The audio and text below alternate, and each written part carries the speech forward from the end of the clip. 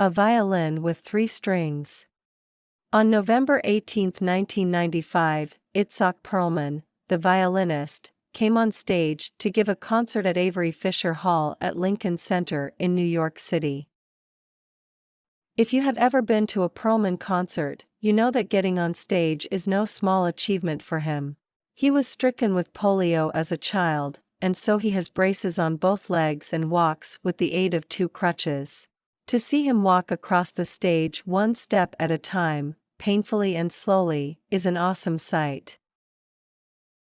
He walks painfully, yet majestically, until he reaches his chair. Then he sits down, slowly, puts his crutches on the floor, undoes the clasps on his legs, tucks one foot back and extends the other foot forward. Then he bends down and picks up the violin, puts it under his chin, nods to the conductor and proceeds to play. By now, the audience is used to this ritual. They sit quietly while he makes his way across the stage to his chair. They remain reverently silent while he undoes the clasps on his legs.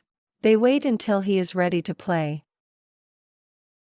But this time, something went wrong. Just as he finished the first few bars, one of the strings on his violin broke.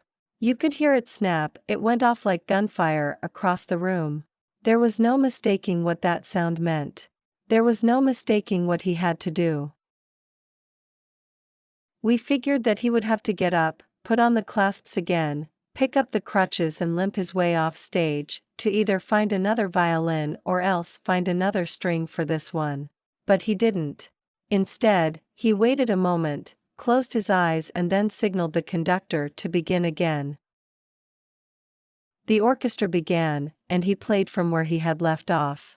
And he played with such passion and such power and such purity as they had never heard before. Of course, anyone knows that it is impossible to play a symphonic work with just 3 strings. I know that, and you know that, but that night Itzhak Perlman refused to know that. You could see him modulating, changing, recomposing the piece in his head. At one point, it sounded like he was detuning the strings to get new sounds from them that they had never made before. When he finished, there was an awesome silence in the room. And then people rose and cheered. There was an extraordinary outburst of applause from every corner of the auditorium. We were all on our feet, screaming and cheering, doing everything we could to show how much we appreciated what he had done. He smiled, wiped the sweat from his brow, raised his bow to quiet us, and then he said, not boastfully, but in a quiet, pensive, reverent tone, you know, sometimes it is the artist's task to find out how much music you can still make with what you have left. What a powerful line that is. It has stayed in my mind ever since I heard it. And who knows? Perhaps that is the definition of life, not just for artists, but for all of us. Here is a man who has prepared all his life to make music on a violin with 4 strings, who, all of a sudden, in the middle of a concert, finds himself with only 3 strings, so he makes music with 3 strings, and the music he made that night with just 3 strings was more beautiful, more sacred, more memorable, than any that he had ever made before, when he had 4 strings.